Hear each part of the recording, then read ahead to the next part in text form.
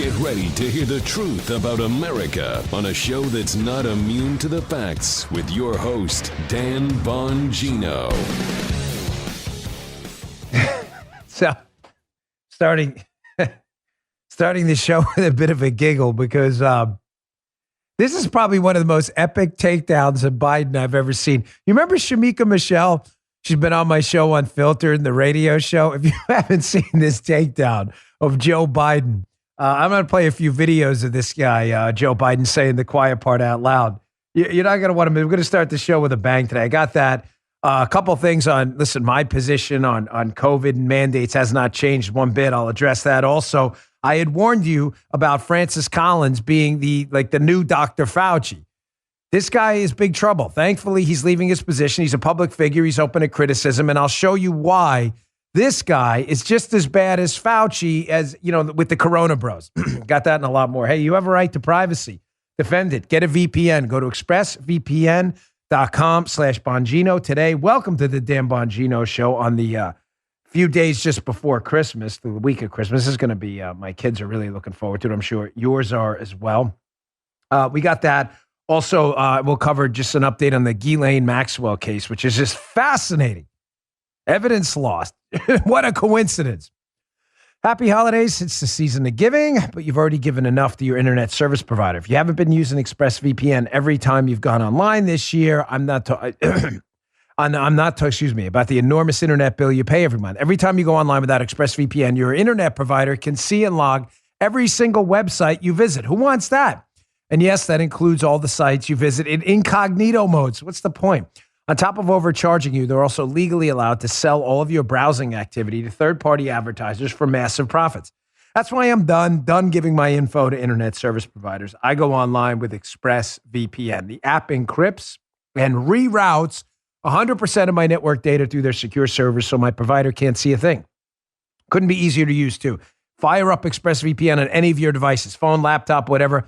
Tap one button to connect, and that's it. Unlike your internet service provider, ExpressVPN is committed to your privacy.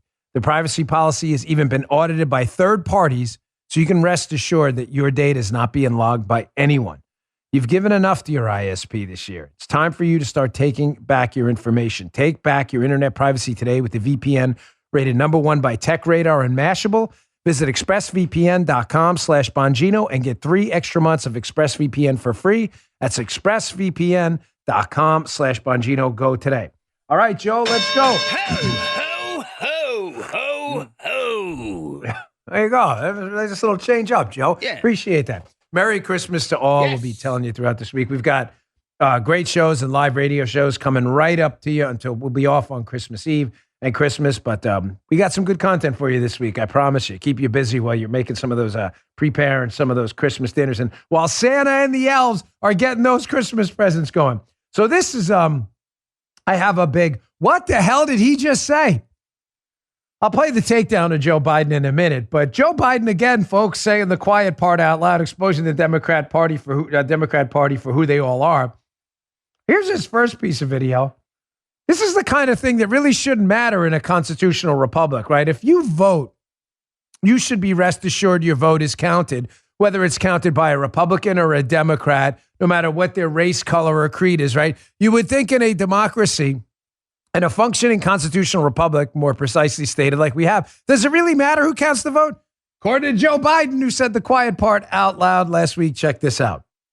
The struggle is no longer just who gets to vote or making it easy for eligible people to vote. It's about who gets to count the vote and whether your vote counts at all. This guy is just the gift that keeps on giving. And I don't mean a gift of freedom and liberty. I mean, he just has no guy on his shoulder. You know the little guy on your shoulder going, hey, Joe, tapping you. Maybe you shouldn't say that. Now, we've known for a long time that the left has had a fascination with who counts the votes. Why? We can only speculate, folks. Why the left cares so much about who's counting the vote, why Joe Biden keeps saying the quiet part out loud. But my guess is this now decade-long affair with the Democrats' obsession with who counts the vote may have something to do with this, a story from June of 2011. You said that wrong, Dan. You said 2011. I mean it. From a decade ago. Washington Times, Chuck Neubauer. George Soros and liberal groups seeking top election posts in battleground states. Yep. The article is about George Soros and the left and their obsession with Secretary of State positions within the states. Why? Because they ultimately will supervise elections in many cases. And it just makes you wonder again, why the left is so obsessed with who counts the vote. You would think in a constitutional republic, the vote would be the vote would be the vote. But they seem obsessed with who's counting it. You ever ask yourself why? If not, you should. But here's this is even worse. Here's Joe Biden again saying the quiet part out loud. I mean, how this isn't a rank insult to the black community and doesn't speak of how Democrats look at you. I don't know. This is, again, the soft bigotry of low expectations that the Democrat Party has for black America. Something thankfully never replicated on the conservative side, where we believe everyone's touched by the hand of God and has unique potential. And it doesn't matter what the melanin content of your skin is. Not the left. Here's Joe Biden this weekend, quickly, insulting now black entrepreneurs. Joe, do you know black entrepreneurs can't find lawyers and stuff? Really? Are you aware of that? No. Oh. Really? I know you're stunned That because you're a sucks. conservative. Joe's like, really? That's funny. Joe's like, yeah, I met a bunch of black entrepreneurs, and I'm pretty sure they have. I've actually met some of their lawyers too. Joe, even crazier. I've met black entrepreneurs who are lawyers. You're oh my God, kidding the me. left is stunned. No, Come I on, know. Dan. I Back know off, this is a dude. lot. Yeah. I know it's. I don't want to, Joe. It's Christmas time. Joe's excited. Yes. I don't want to overwhelm you with an Elizabeth moment. Keep your nitro tabs. But yes, I have met actual black entrepreneurs who are lawyers. Matter of fact, we have a black entrepreneur in our neighborhood who's a lawyer. He's a very wealthy guy. Shocker to Joe Biden. You doubt me? Check this out. What we learn? We learned there's no difference between a black entrepreneur and a white entrepreneur in success, except the black entrepreneur usually doesn't have a lawyer, usually doesn't have someone who is going to be there, an accountant. Oh my gosh, is this guy not the captain of cringe? How are you sitting in an audience listening to this? Seriously. Yeah. How are you not sitting there, head in hand, like, This guy's a cold I sewer, supported man. this idiot? He's a cold sewer. Right? It's just unbelievable. Black entrepreneurs can't find lawyers. This is incredible. Let me introduce you to one of my black entrepreneur friends. I promise you, they have a lawyer. I can't believe we're having this conversation. The soft bigotry of low expectations. I'd argue the hard bigotry on the left. Now, getting to the epic takedown. Shamika Michelle is a commentator. She's frequently on Jason Whitlock's podcast on Blaze TV. It's pretty terrific. Shamika's fantastic. I've had her on Unfiltered. I'm thinking about having her back again this week and see if she's available. Here she just destroys Biden, but I want you to pay very close attention to the beginning. If you don't understand what she's saying in the first 10 or 15 words, it's not by accident. Pay very close attention to the beginning and how she just rips Biden apart. And the co-panelists, if you're watching on Rumble, their reaction is priceless. The visuals. Check this out. Celebration. That's Bidenese.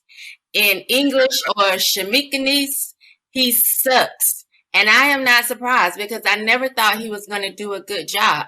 You know, I appeal to people a lot that say, I don't get into politics. So for those that don't get into politics, what I can tell you is that for those of us that make gumbo for Christmas, it's going to be hella expensive because everything has gone up.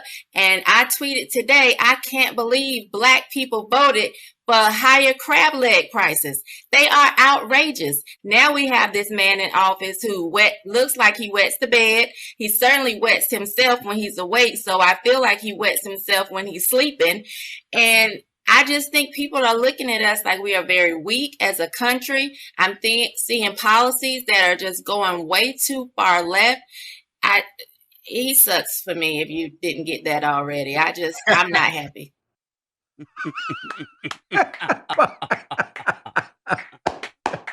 Dude. That's Bidenese. I listened to that in the beginning. I'm like, am I playing this at double speed? Am I supposed to understand what she's saying? And then she goes, in Shamikanese, that means he sucks. Yeah, good. Nice job, Shamika Michelle. Listen, the guy's a failure. It's kind of a little lighter moment at the beginning of the show, but on a serious note, what she said there is true.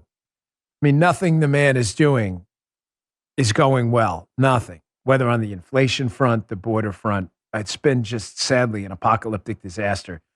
But as I discussed on my show Saturday night on Fox, Unfiltered, there is a silver lining to this. The silver lining to it all is they are alienating minority voters.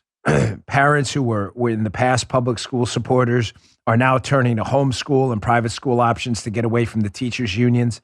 They are alienating middle-class working voters as well, as even some union workers start to figure out they're not on their side. They're alienating seniors who are on fixed incomes, who are suffering from inflation. The silver lining, folks, is I believe we're going to hit rock bottom and turn it around soon. I'm not just throwing that out there. That's not Pollyannish nonsense. Okay. Hey, I've been getting a lot of questions, especially this weekend, about the de Blasio mandate and how it's going to affect the Fox News studio in New York. Listen, my position hasn't changed one bit. Appreciate a bunch of people who reached out.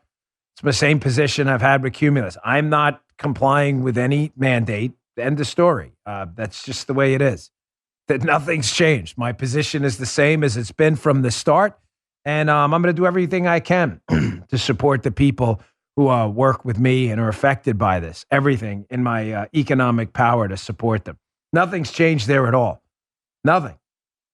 But I got a few questions. They're good questions. You should be asking that stuff. You deserve to know, and people should be on the record where they stand on this stuff. I will not be complying with any mandates anywhere.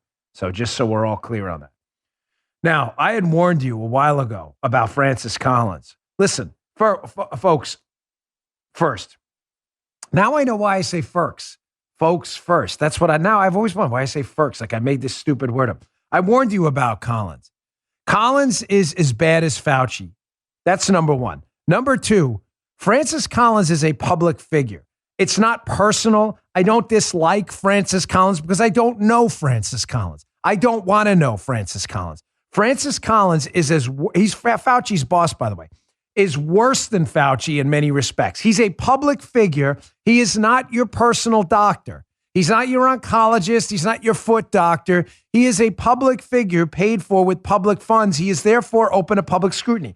If Francis Collins and the left don't like that, then Francis Collins and the left can find someone else who has the guts to withstand public scrutiny when collecting our public money. I warned you about this guy. This guy's as bad as Fauci. Now, he gets busted on TV this week by Brett Baer, who was in, now that Chris Wallace left Fox. Brett Baer was in. And he asked Francis Collins, who was Fauci's boss over there at NIH, he's like, listen, they had this great Barrington Declaration by Jay Bhattacharya and Nobel Prize winner and others, right? The Great Barrington Declaration said, your lockdowns basically aren't working. We should focus on the vulnerable. It never, ever said, quote, let it rip. They made that up, Collins and them. So now that an email was discovered between Collins, Fauci, and others, Brett Baer confronts Collins about it. Says, hey, you guys were engaged in a PR strategy attacking this Great Barrington Declaration. Why? Now that everybody who wrote it was right about the failure of the lockdowns, watch this smarmy, snaky, disgusting answer by this failed public servant. Oh, it was a let it rip strategy. It was no let it rip strategy. That's a PR campaign. Listen to this snake. Check this out. In a newly released set of emails received from Freedom of Information Act between you and Dr. Fauci in October 2020, you referenced the Great Barrington Declaration. That was a group of epidemiologists and public health scientists who wrote, quote, we have grave concerns about the damaging physical and mental health impacts of prevailing COVID-19 policies. Continuing current lockdown policies are producing devastating effects on short and long-term public health. In this email to Dr. Fauci and Cliff Lane at NIH, you write, quote, hi, Tony and Cliff, see, and you connect to the Great Barrington Declaration link. This proposal from three fringe epidemiologists who met with the secretary seems to be getting a lot of attention, and even a co-signature from a Nobel Prize winner, Mike Levitt, at Stanford. There needs to be a quick and devastating public takedown of its premises. I don't see anything like that online yet. Is it underway? Francis, did you write that? I did write that, and I will stand by that. Let me explain. What was being proposed there was basically saying, let's not worry about mitigation. Let's just let this virus rip.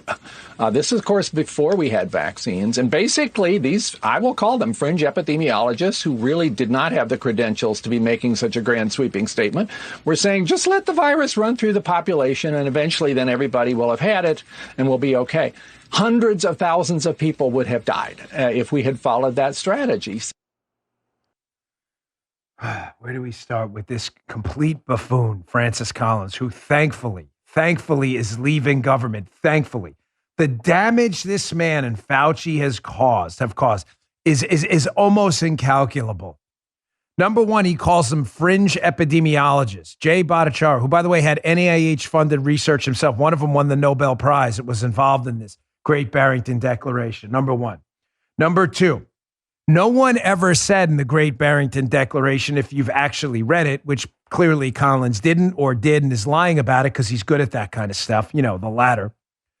It never said, let it rip. It said that our goal should be focused protection on the vulnerable, and that many people who had a strong likelihood of surviving the virus were going to wind up contracting it. So we should focus our protection on the vulnerable, and herd immunity eventually will kick in. But herd immunity, ladies and gentlemen, is not a strategy. As Jay Bhattacharya points out in his tweet response to this, it's not a strategy, herd immunity. No different than gravity is a strategy. Herd immunity is just something that happens with viruses when they infect a lot of the population, which you're seeing now. Francis Collins was clearly wrong. The lockdowns didn't work. The school closures didn't work. The push endlessly the vaccines and it'll stop the virus from replicating strategy didn't work. The zero COVID strategy didn't work. Nothing they said was true. Francis Collins and Fauci. And now he's embarrassed and humiliated because his record as a public servant will be forever tarnished by his own stupidity being on the wrong side of this. So what did they do early on? They had to attack prominent scientific figures who doubted their lockdown strategy in the beginning to try to save their reputation. Fauci and Collins are getting nervous. Fauci and Francis Collins are getting nervous because now the data is starting to come out in their lockdown strategy, ladies and gentlemen, and it is horrendous. Horrendous. So what are they doing? He's doubling. Some people are trying to retcon, like Randy Weingarten, their history. Now they realize how bad the lockdowns were. Collins still, for some bizarre reason, is doubling down. I'm going to get to the Wall Street Journal piece in a minute, which points out how the science of lockdowns was an abysmal, cataclysmic failure of the highest order. Before we get to that, let me get to my second sponsor here.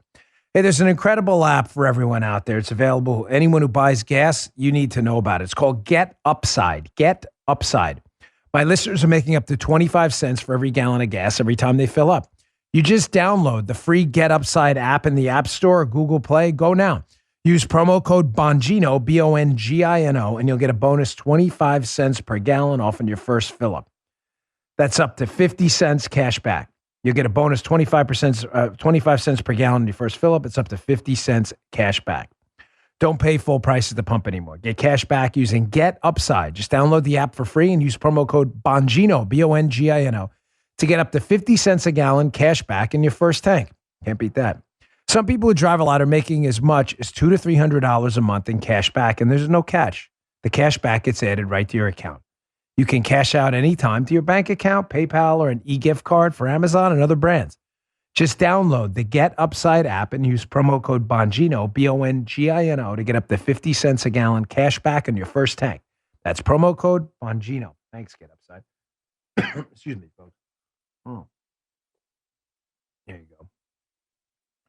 So Fauci's panicking along with Collins because they're realizing as the more data starts to come out about their lockdown strategy, it was a failure. They probably got people killed in excess of fatalities we would have had if we would have had a strategy following the Great Barrington Declaration guidelines to protect the vulnerable.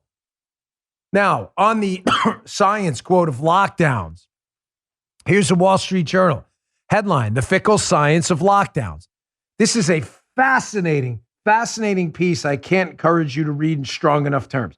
They're getting nervous as now everybody starts to figure out how badly this failed. So you may be asking yourself, if the lockdown strategy failed, then why did they do it, given there was no data to back this up? This Wall Street Journal piece talks about how before the coronavirus pandemic, there were mounds of studies and data and work on lockdowns with prior pandemics for respiratory viruses, and they all said the same thing.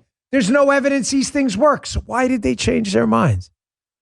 Well, the Journal answers that question. So why did public health authorities abandon their... Wait, you got to go back to the other one. So why did public health authorities abandon their opposition to lockdowns? Why did they rush to embrace the untested claims of flawed epidemiological modeling? One answer appears in the Johns Hopkins study from 2019. Quote, some NPIs, such as travel restrictions and quarantine, might be pursued for social or political purposes. Oh, by political leaders rather than pursued because of public health evidence. That was back in 2019. Fauci and Collins are politicians catering to the whims of the left. Public health officials, they may be paid by the public. They certainly weren't representing public health. You see how in 2019 they saw that? The appearance, Joe, of doing something. You get it? They had to have the appearance of doing something. Oh, we're going to lock everybody down. Yeah. Meanwhile, the science was this stuff doesn't work. Now, the fear porn campaign won't stop. I'll get to more of these lockdowns in a second, by the way, and how Randy Weingarten, the teachers union head, is trying to like retcon history. You know, retconning when you pretend the original Halloween movies and Michael Myers didn't happen and you start over with Jamie Lee Curtis. They call it retconning. Yeah. Yeah, this is retconning now. Randy Weingarten starting to retcon. But the White House is not done. The Biden White House is not done with the fear porn strategy, but they're doing what they always do. And the same strategy they're using now, the new strategy, same as the old strategy. Here, this is apparently going to be their new messaging room from the message from the White House.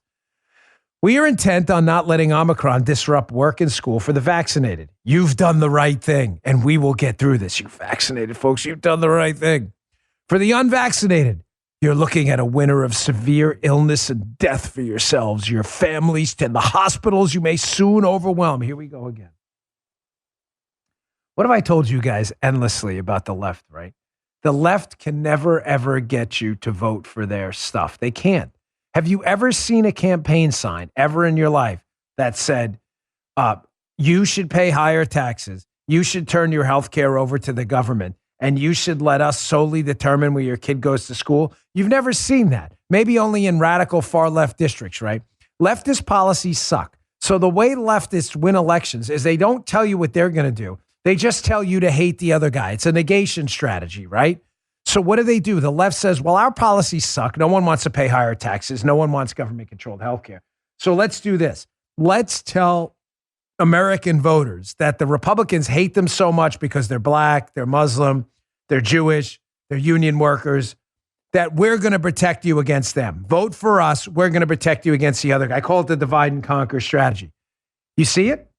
You see it in that press release? Yeah. The same strategy, the new strategy, same as the old strategy. Now is a new category for them. The vaccinated. We love you all. You have done the right thing. To those dopey, unvaccinated people, they're going to die. All of them. Did you see it? Did you catch it? That's exactly what they planned on doing. It is a divide and conquer strategy. Whenever they can create a new category of people, they'll do it. Now it's going to be the vaccinated versus the unvaccinated. And for the vaccinated, even though their risk of catching COVID is significant even with the vaccination, they're going to say, look, we're protecting you against those evil unvaccinated types. It's a divide and conquer strategy. People Now, will die. You know it. People will die. Bernie said it before. Now, back to the retconning of history. See, Fauci and Collins are still married to this lockdown type strategy. And they don't want to admit they're wrong. Francis Collins has an ego. Dr. Fauci has an ego the size of Northern California. They don't want to give it up. Randy Weingarten is starting to feel the rage of both good quality teachers and parents out there. Randy Weingarten is the head of one of the largest teachers unions in the country. She's starting to realize after Virginia and New Jersey what happened in those elections. that, oh boy, did she overstep her bounds. These school lockdowns are going to lead to a disastrous outcome, the outcomes of which in the future are going to be worse and worse and worse as kids start to experience what this lapse, this vacuum of education in the last year and a half, what the profound effects are going to have on their prosperity later as they lost a year and a half of schooling. Weingarten, head of one of the largest teachers unions, now sicks one of her union thugs. Dan, how dare you call this guy a union thug? I didn't. He calls himself it in his Twitter profile. Check it out. He's at Asher Huey. His guy looks like an Asher Huey. He looks like a Mr. Huey. So he says this is one of Randy Weingarten's union thugs. He says this piece, it's a New York Times piece, talking about how Randy Weingarten was all about keeping the schools open. Ha! It was all about keeping the schools open. This piece cuts right through so many of the lies about Randy Weingarten. Since April 2020, she's been fighting to reopen schools and keep them open safely. And she's done so while engaging with parents and communities. If you believe this, seek immediate help from a qualified mental health professional. This woman did everything in her power to make sure that schools were closed. Your kid got screwed over. She even threatened to strike if they wanted to open up schools. You say, Dan, we need some evidence. Of course, I'm always here to provide it. New York Post. Powerful teachers union influenced the CDC on school reopenings, emails show. They were actually emailing the CDC to keep the schools closed. Number 2, Reason Magazine.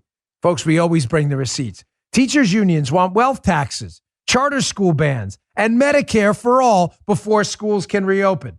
Coming up next, Fox, you see that? They were engaged in a little bribe thing, but I thought Randy Weingart was working to get the schools open. Oh yeah, as long as someone paid off the unions and them first with all these little nuggets. Fox News, White House considered teachers unions' labor disputes before releasing reopening guidance, emails show. Here, let's throw one more in there. You may say Fox, New York Post. Let's go with some leftist out. Okay, Bloomberg.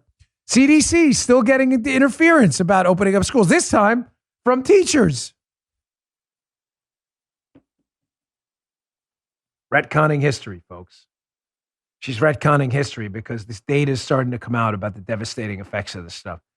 The fentanyl use, the suicide, the teen suicidal ideation, suicide rate, the damage these teachers' unions have caused your kids is seriously incalculable. It's incalculable. You cannot calculate it yet. You will not know for decades down the road the damage that was done from this. Retconning history now. By the way, their strategy clearly isn't working, folks. Going all in on vaccination and mask mandates has not worked. New York, sadly, is experiencing a severe outbreak. Unlike these clowns on the left, I don't blame a politician for it. It's a respiratory virus. The left are sick, disgusting people. Here, post-millennial article. Fully vaxxed and boosted Elizabeth Warren, senator, tests positive for COVID-19. Cory Booker tested positive as well as also a Jason Crow representative on the House side. Again, we should never be leftists, especially during this Christmas season. I wish them well. I hope they get better. It's just disgusting how everything has to be politicized. Coronavirus sucks. I don't care if you're vaccinated or not. I was vaccinated. I got a case of coronavirus, and no one is going to tell me it was mild because it wasn't. Thank the Lord for Ron DeSantis and the availability of monoclonal antibodies. If other states would replicate this strategy, I'm sure we would have far better outcomes, but they can't because they don't want to give any credit to Ron DeSantis because he's a conservative Republican. I hope Senator Warren and Booker are doing well and the congressman, but it's another data point here, small one, not necessarily this positive, but again, that the strategy is not working. Fauci and Collins are holding strong, though. Good job, fellas. What would we do without public health officials like you? All right, let me get to the Ghislaine Maxwell case and an update that I find suspicious. Before we do that, let me get to my third sponsor here. This Maxwell case is just the curveballs being thrown at people in this case are odd. And I want to address, you know what, I want to address something someone sent to me this weekend about the Jeffrey Epstein case, because I don't think they understood what I had said during the show, of course. I'll get to it in a second. Omaha Steaks. Hey, the holidays are here. I can't think of a better memory than when I had. I lived in Maryland at the time. It was snowing. We had the grill fired up outside. Melted away the snow at the bottom. We threw some Omaha Steaks on there, and my friends and family, we had a fantastic meal to remember. The holidays are here. Finding the perfect gift can be tricky. Omaha Steaks makes it super easy to send friends and family an unforgettable gift guaranteed to be loved. Go to omahasteaks.com. Enter Bongino, Bongino, into the search bar and save over 50%, 50, when you order the perfect gift package today. For $99.99, you'll get the delicious butcher's cut, top sirloins, chicken breasts, I'm hungry, sides, desserts, and so much more. When you use code Bongino, you'll not only save over 50%, you'll also get an additional 8 Omaha Steaks burgers free with your order. Order the perfect gift package today at omahasteaks.com using promo code Bongino in the search bar. Don't forget, you'll get 8 free burgers when entering the code Bongino in the search bar. Key's personal favorite. And if you're a new customer ordering for the first time, enter Bongino in the search bar and enter Bongino at checkout, and you'll get $20 off select packages. Enter Bongino at checkout, first-time customers. You'll get $20 off select packages. Achieve gifting greatness with Omaha Steaks. Incredible flavor. They are delicious. Incredible value and 100% guaranteed. omahasteaks.com, omahasteaks.com. Keyword, Bongino. Thanks, Omaha Steaks. Mouse water a little bit there, Armacost.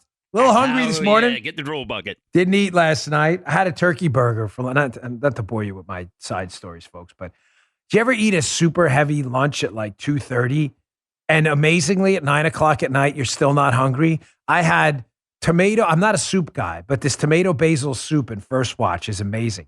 I had that and at their turkey burger, and then I had 3 eggs over medium with it. That was it. I didn't have to eat the rest of the day. I was not hungry at all. But then I woke up this morning ravenous. I was ready to like chew on the coffee machine outside of my house. You ever get that feeling? Yeah. The Ghislaine Maxwell case. We have an update on that from the Telegraph. Turns out, headline, evidence from Jeffrey Epstein's safe went missing after an FBI raid. Court hears in Ghislaine Maxwell trial. Folks, listen, I have over a decade of experience as a federal agent myself. Who cares? Yeah, look at me, experience. I'm just telling you to prove bona fides here. I have processed hundreds, if not thousands of pieces of evidence throughout my law enforcement career. I don't know how you would lose evidence. Let me explain to you how evidence works. You serve a search warrant in Jeffrey Epstein's house, and let's say, for example, you find videotapes or DVDs or whatever it may be. You then take them, you tag them, you note where you found them. In many cases, you take pictures. In most cases now, you take pictures of where you found them. You catalog them in evidence envelopes so you can't tamper with them, right? You seal the envelope, you sign the envelope. It then comes back with you in custody, and it goes back typically, in the Secret Service, to an evidence vault, which is a big, like, bank safe in the office. To go in the evidence vault, you have to sign in. To sign out the evidence, you have to sign out the specific piece of evidence. How the hell do you lose evidence in a case this big? Is it lost? Was it lost? If you get what I mean? I don't know. I'm just telling you, I've never seen evidence. You know what I did see evidence lost? Seriously, sadly, during 9/11. Our office was in 7 World Trade Center, the Secret Service office.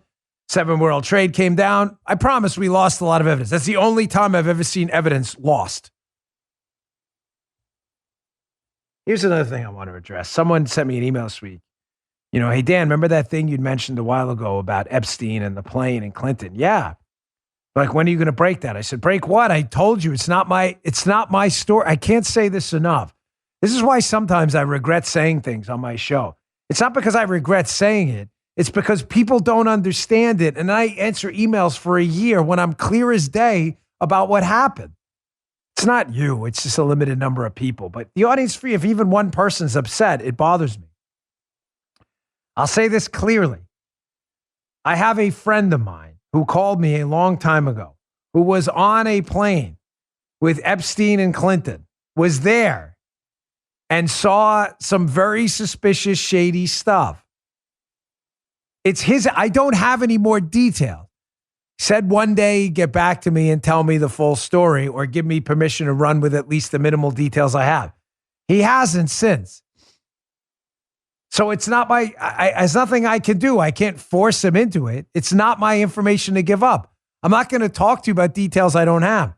But he did give me permission to tell you that it was odd, very odd what happened. And it bothered him forever. I'm not trying to be cryptic or the story, the guy's credibility is unimpeachable. Believe me. But the exact details I can't give you because I don't have them. He does. One of these days, I'm sure I'll put him out. When he does, we'll be here to give it to you. But I assure you, that conversation happened. Okay, when it Dow is down 400 right now on opening. Oof, boy, a disaster. All right, 2-pager today for a Monday. You know Monday's always loaded up. So libs are having a math problem, folks, which isn't uncommon. Sometimes I wonder, is it really a math problem? If it's a math problem, it would have to be due to their own stupidity. And a lot of them aren't stupid. Believe me, that would be the easy way out. But, you know, many are. I mean, Joe Biden is genuinely not a bright guy. But most of them aren't stupid. It's very calculated lying that they do, and they just pretend they're dumb. Here's a perfect example. So the Build Back Worse plan, there was a major, major media moment. So Bret Baier is in for Chris Wallace. It's the first weekend on Fox News Sunday where they've had a new host, Bret Baier, in there. Whether he's going to be permanent or not, I'm not sure. But folks, there was a major, major media moment. And from what I'm hearing from people in the circuit there, in the media circuit, nobody had any idea Joe Manchin, Democrat senator from West Virginia, was going to go on Fox News Sunday and say he's a, quote, no on the Build Back Worse plan, Biden's Build Back Worse plan, right? Nobody knew that. That was major, major breaking news on the show this week. So given that the left-wing media activists were stunned by the fact that Joe Manchin's joining 50 Republicans who've also said no to the Build Back Worse plan, and good for them. This is what they're supposed to do, stand for Republican principles. But ABC News is having a hard time with the math. This is an actual tweet from them. This is their @ABC account. Quote, a single senator is about to seriously set back an entire presidential agenda.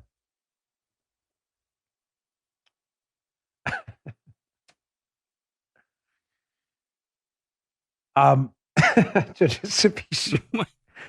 So there were 50 Republicans plus Joe Manchin. 51.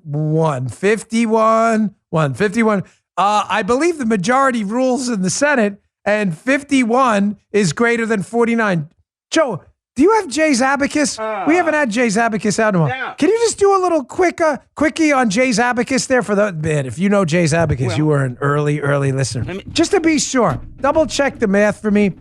What's a greater number? Is it 51 or 49? I'm just checking. Well, I may ask you for a follow-up. Oh, on yeah, and it's 51 is without a doubt Thank clearly you. the Thank you. largest number. Yeah, Joe yeah, the confirms larger, yeah. using an abacus sent to us by Jay in the early days of the show. Folks, 51 senators is not a single senator. Now, the left knows that. They're just full-time activists, and they want to put pressure on Joe Manchin, so they want to single him out, making him appear like he's on his own, a single senator, which is weird, because if Joe Manchin's going to thankfully sink this disastrous Build Back Worse plan, why isn't he being celebrated like John McCain? Remember when John McCain sunk that Obamacare reform? The Republicans finally would have gotten a hold of this disastrous behemoth, and John McCain famously had to humiliate the conservative movement by giving the thumbs down. Remember this? Oh, remember that? Yes, sir. Maverick, bucking the trend, bravery, honor, code. Notice Joe Manchin does the same thing on the left, and all of a sudden, the math people lose their ability to do math. Now, here's some strategic brilliance by members of the squad who thought they sat around in a room with a focus group. They're like, okay, so Joe Manchin is going to sink our socialist agenda here through Build Back Worse. What do we do? So a bunch of geniuses, instead of trying to convince Joe Manchin, were like, I've got an idea. Let's send Cori Bush and the squad and Bernie Sanders on TV, and let's attack Joe Manchin. I'm like, this is great. You guys are really good at consensus building. Just fantastic. Here's squad member Cori Bush on, I don't know, it's CNN or whatever. Is this CNN, Jake Tapper? On with what is it? MSNBC. Sorry. Here's Cori Bush on MSNBC deciding to attack Joe Manchin in a moment of just pure strategic brilliance, indicative of the dopiness of the squad. Check this out. When I leave this interview, I'm going to the interwebs and I'm going to be looking for the phone number to the Ghost of Christmas, past, present, and future, or the email address to see if they can go and see about Scrooge on Christmas Eve. I'm sorry, not Scrooge, Senator Manchin. I know who you're talking about. There you go. That's a brilliant strategy, Cori Bush. Let's insult him into voting for us. Believe me, it got worse. It's Christmas week, so I'm giving you the milder ones, especially the Scrooge reference, because Christmas is coming up. Good job, Cori Bush. Well done. Speaking of leftists and ridiculous debating strategies, so this weekend on my show Unfiltered, I don't like playing clips of myself because it's stupid. Like, hey, look at me. But, I can't redo this clip. If it was just me, I could just redo it. But it was a debate I had this weekend. I do pretty much 75% of the time, about 3 out of every 4 shows every month. I do a debate with a Democrat. I love the segment. Feedback's about 90% positive, 10% negative. I always give you both sides. The 10% are like, why are you giving these people airtime? The 90% get it, because when we give them airtime, we show the vacuous nature of their position, how they don't ever have anything to back it up. What have I told you about the left for a long time? The left is based their entire political strategy on emotion. They have no facts or data to back things up. Their position is always that we are bad people with ideas, while we argue that you are people with bad ideas. I have never, ever seen a segment I've done with a leftist or anyone else where a leftist is so epitomize this position. Notice the personal attacks here when I confront Nomiki Konst with data about climate change, global warming, and its relationship to storms. Storms are not getting more severe. There's no data to back that up at all. Watch the reaction as she gets emotional on me. And listen, I appreciate her coming on. She's welcome back. But watch how she gets emotional, accuses me of not caring about dead people, but never produces a shred of evidence. Again, proving my golden rule that the left thinks you're bad people with ideas. They're just arguing you're bad. They're not arguing the ideas. Watch it all come out right here in this cut from my Saturday show, Unfiltered. Check this out. A turtleneck today and I'm dying of heat.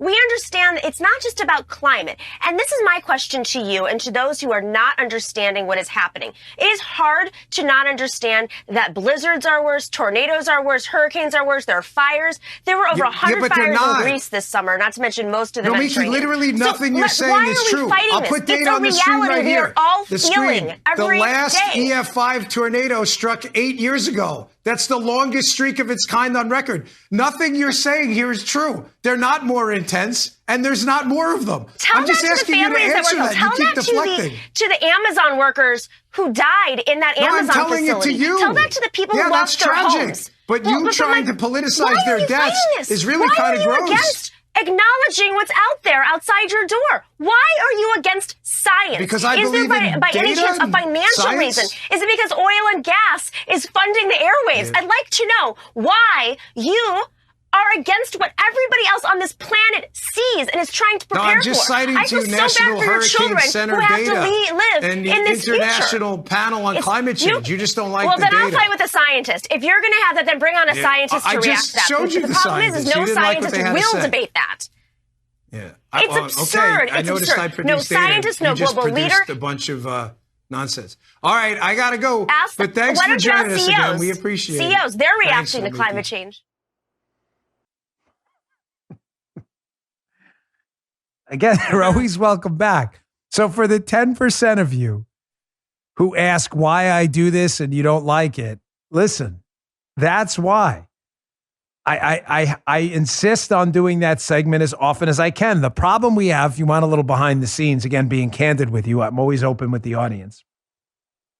We can't find any leftists to come on. I'm not kidding. I mean, we could show you the emails of leftists who will, even Fox News contributors who are left, they will not come on my show. They won't. I mean, I'm not celebrating. I'm just saying they were just terrified of losing a debate on TV, which they always do. I mean, she had nothing. Accusing me of not liking science while presenting science she didn't like has got to be peak leftist. I've never seen anything like that. And then attacking me for not caring about these people is just, again, peak leftist. There is no data to back that up, folks. There is no data to back that up. Storms are not getting worse. They're not getting more frequent. This is the longest drought we've had with EF5 tornadoes, and it wasn't even an EF5. It was tragic. It was deadly, but it wasn't even an EF5. I don't know what she's talking about. And I mentioned the IPCC data, the International Panel on Climate Change, which the left always cites, has already acknowledged that their data, they can't tell it, that they don't have the data capabilities to analyze this tornado-type activity being worse or more severe. That's there. I put the quotes on the screen. It's, again, a perfect example of the left thinking we're bad people with ideas, arguing that we're bad, not that the idea and the facts are bad. All right, but she's welcome back. Appreciate her coming on. All right, let me get to my last sponsor, and here's what I got coming up. What is with crazed leftists and predators supporting child predators and predators? It's really disgusting. We found something this weekend, something pretty stunning. Had a lot of us surprised. Even Guy, when I showed it to him, he doesn't get surprised easily. Guy is the most non-emotional guy about stuff. Even he was like, whoa, that was rough. All right, our last sponsor, these have saved my butt quite a bit. What are they? They're Blue Block Sleep Plus blue light blocking glasses. Folks, as you know, I've had terrible issues with sleep through the years. I got a new mattress. I put up blackout shades on my windows, and I've cleaned up my sleep. And you know what one of the big tools in doing it was? These glasses. They block blue light at night. If you're a listener to my show, I've talked about my sleep issues. I put these on about 2 to 3 hours before bed. And what does it do? It blocks the blue light. Blue light stops your brain from producing all these sleep hormones to the degree you need to. When you block the blue light, you create more sleep hormones. It's that simple. And it aids with better sleep, but deeper sleep. That's important. I wear that Oura ring, and it checks my deep sleep. It's gone through the roof. Much better since I put these glasses on. They come in non-prescription, prescription, and reading options. Blue Blocks is made in Optics Laboratories in Australia. They're not mass-produced in factories in Asia. They have stylish frames with science-backed technology tested to ensure they work, unlike other blue light glass companies. Don't settle for cheap pairs. These are worth the money. My sleep's improved since wearing the Sleep Plus blue light blocking glasses. The deeper sleep has gotten so much better. Blue Blocks offers glasses for every need. They have blue light glasses for helping with digital eye strain, Summer Glow for helping with low mood and migraines, and Sleep Plus for improving your sleep. Just showed you mine. Blue Blocks has other amazing products too. They have low blue light bulbs, red light therapy devices, and 100% blackout sleep masks, all backed by science. I have that one too. Great for hotels. You don't see anything. They ship worldwide in rapid time and offer easy returns and exchanges.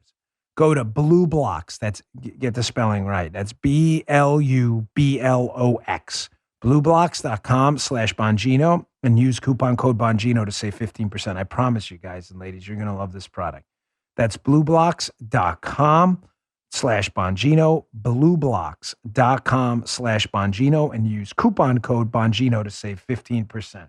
Send me your emails. I'd love to hear your reviews. My sleep has gotten a whole lot better. Blueblocks.com/Bongino. Check it out. Just a quick story before I get to the crazed leftists and why they're always supporting predators, which is just really, really disgusting, I might add. CNBC article you'll see in my newsletter today, Bongino.com/newsletter. Please subscribe before year's end. I send you the best articles of the day. It's all free, of course. We don't spam your inbox. CNBC, Tesla's Elon Musk to pay a record-breaking $12 billion tax bill. Whoa. Now, Joe listens to me before the show with Guy. We have little conversations and stuff. Joe knows, although I won't be paying $12 billion, that would be quite a good problem to have. I have my tax bills are pretty outrageous too. I've complained openly to Joe about the number. They're pretty ridiculous. And I just want to ask you with this. It's a very simple question. It's not a joke. I'm not kidding. Do you think that $12 billion would be better spent in the hands of an entrepreneur like Elon Musk or in the hands of like a Dr. Fauci, Francis Collins, Joe Biden, Cory Bush type? I'm just going to throw that out there. You all stew on that and can get back to me next Monday. Joe, I think Elon Musk personally was better off taking the $12 billion and flushing it down the toilet like that Lorraine Bracco character in Goodfellas when they find the cocaine in the house. That's what he's better off doing. It would be better spent. Read that article. Elon, but the rest don't pay taxes. Elon Musk himself is paying more taxes than probably some people in entire states. I mean, the whole state. Unbelievable. Okay, what is with these crazed leftists and supporting predators? So this weekend, I'm milling around, kind of doing some stuff this weekend. I had a busy weekend. Had to finish up some shopping for some folks that matter to me. And I get an email, and I'm like, no freaking way. Pardon my language. I'm like, no way. Turns out, you know the cat lady, Nandini Jammy? She's a George Soros operative. And what she does is she sits in her basement with her cats. I love cats, by the way. I had a cat. Just don't like Nandini and the cats. So she sits in her basement with her cats and some Hot Pockets or whatever it may be. And she targets conservative websites, Daily Wire, Post Millennial, Bongino.com. And she basically is like a big Karen, like, hey, you know they're conservative? You should censor their free speech. And amazingly, companies like Bonobos and Equinox wind up folding. You know, Equinox, the gym, and Bonobos, the sock company, which is bizarre. So I'm asking Bonobos, the sock company, and Equinox, if you have a gym membership or any socks from Bonobos, you may want to rethink that decision, shopping there again. Do you support this? Because the lady you're taking orders from, the cat lady, Nandini Jammy, appears to support lesser punishment for people who are child predators and sex offenders. Wait, what? Yeah, if you want to read the article at Bongino.com, you can see its headline, Soros-backed activist Nandini Jammy argued for lesser punishments for young sex offenders. Oh, really? What is with their fascination with defending predators? She's also defended an Antifa guy accused of being a predator by women. What is with her defense of people who act as predators on kids and women? What is with that? That is weird. Bonobos, do you support this?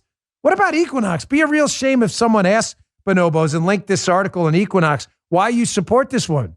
So from the piece, Nandini wrote in her blog that she concludes with some additional sympathy she concludes her blog with additional sympathy for youthful sex offenders, writing, quote, she acknowledged this was her, by the way.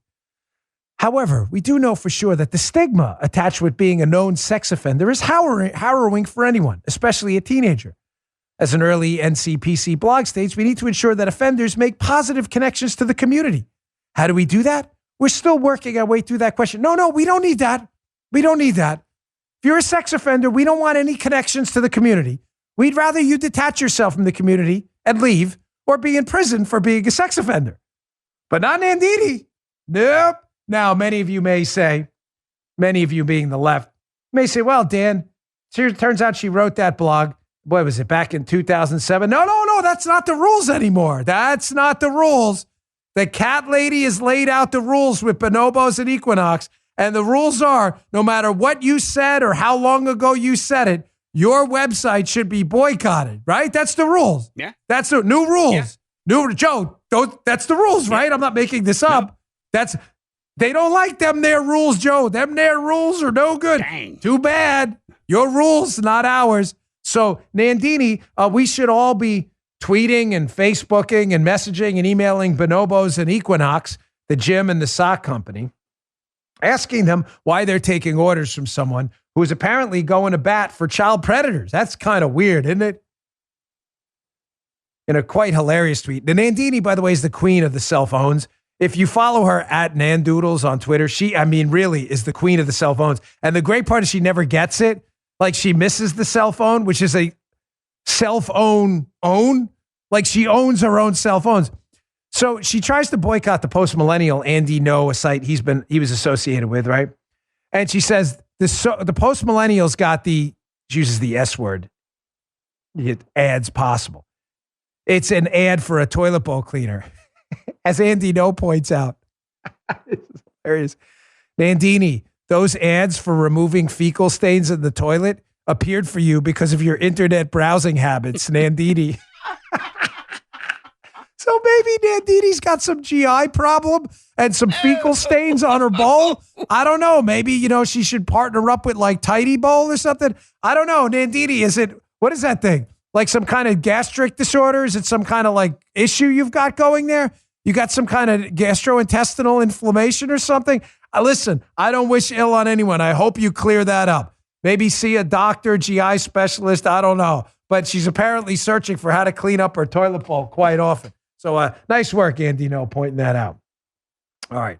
On a serious note, last story of the day. I don't mean to leave you on a bad note on a Monday, but I saw the story at the end of the show, so I put it in at the end. That's the only reason. I wanted to make sure I got it in. A Fox 4 story. Folks, this is devastating stuff. Fentanyl overdoses. Did you know this? Become the number one cause of death among U.S. adults ages 18 to 45. This is a Fox News article by Audrey Conklin. Quote, a national emergency. Didn't know it. No, I didn't. Mm-mm. Now, either did I. Listen, Yeah. You and I both knew it was a problem. The number one cause of death, folks. I'm not going to feign knowledge. I knew this was a serious problem. That it was this serious. When I saw this headline, I said to Guy, you got to put this in at the end of the show.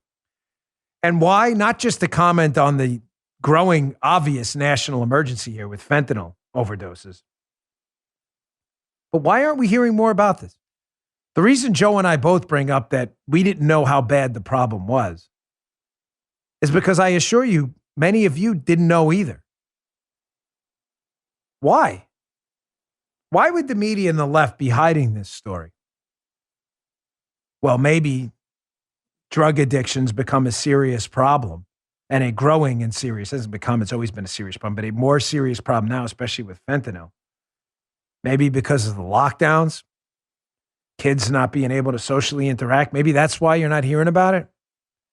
Let me say on this Christmas season too, before I get to let me just get to my second point. I'll get back to that. I don't want to get lost. So the first reason I don't think the media wants to talk about it is because the lockdowns, I think, have a large part of it. And that was a largely leftist supported series of guidelines to tie up the show. But the second reason, where's the fentanyl coming into the country? By airdrops? It's coming in across the southern border. So I think the reason you're not hearing more about this national epidemic is because it would focus on the trafficking going on at the southern border, along with illegal immigration of fentanyl. They don't want to talk about that, do they? Let me wrap up the show with this. I didn't intend to do this, but Joe's heard this before. And, listen, Joe was in the music business. So, back in the day, as you can well attest to, Joe, Yes. substance abuse was kind of a big, we've been surrounded by this our whole lives. I grew up in New York City. I'm not shy about it. Substance abuse was a big issue. Not with me personally, but with a lot of people I know, including family members. And I'll say to those addicts out there, I ran into a friend again this weekend, a guy I've talked about on the show. I used to run into him in the gym. Got his life back in order. He's had some issues on and off with addiction for a while, but he's back. I saw him in a restaurant I was in this weekend, and it warmed my heart. He looked amazing. He was telling me how he's now deadlifting 315 pounds for reps. I was so proud of him. And I say to the addicts out there, and I mean it, this is your show. I am your guy. I am here for you. It is a serious problem. The chemical dependency part is real, but there are choices to be made, and you can make those choices too. That struggle is hard, but you are always welcome here. God loves you. Jesus Christ loves you. We love and respect you. We all have challenges. None of us are perfect. I don't stand here in judgment of you. And any day, you can turn this around. I know it's hard. I know it's not, that chemical dependency is real. You can see it in people's eyes, but you're strong and you can beat it. And there's no better time of year to turn your life around than now. You got a new year coming right up. It's going to be really tough, but you're loved. God loves you. You matter. We love you here. And having dealt with dependency in my family, I know the scourge it is, but you can get through it. You can get through it. You're always welcome here. Always. And I really enjoy your letters from people who have this issue, who found some inspiration in the show. We're here for you. All right, folks, thanks again for tuning in. I really appreciate it. My radio show later at 1 p.m. Eastern time, I've got Hugh Ross, who wrote a fascinating book called Why the Universe is the Way It Is. It is a life-changing book I read a long time ago. He's an astrophysicist who writes about the existence of God. And it is a powerful book using plain numbers, math, very simply written, not overly complicated, on why there has to be a God. There's simply no mathematical possibility otherwise. He'll be up on my radio show, 1 p.m. Eastern time today. Don't miss it. Thanks for tuning in, folks. We will be back here tomorrow with another show for you on Tuesday. See you tomorrow. You just heard the Dan Bon